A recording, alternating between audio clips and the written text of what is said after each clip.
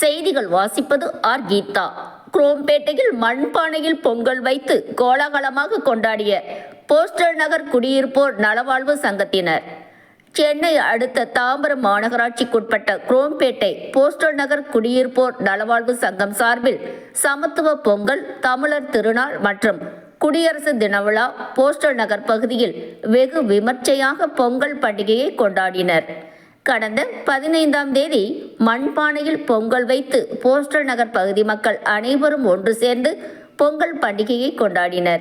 இதில் பல்லாவரம் சட்டமன்ற உறுப்பினர் கருணாநிதி, 23வது வார்டு கவுன்சிலர் கண்ணன் மற்றும் சங்க நிர்வாகிகள் கலந்து கொண்டு பொங்கல் பண்டிகையை சிறப்பாக கொண்டாடினர்.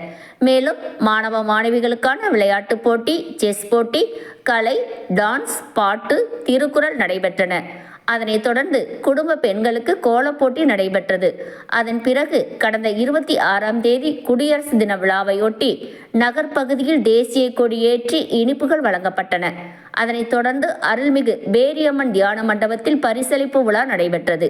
இதில் பல்லாவரம் சட்டமன்ற உறுப்பினர் கருணாநிதி கலந்து கொண்டு போட்டியில் வெற்றி பெற்ற மாணவ மாணவிகள், பெற்றோர்கள், பெண்கள் ஆகியோருக்கு பரிசுகள் வழங்கினார்.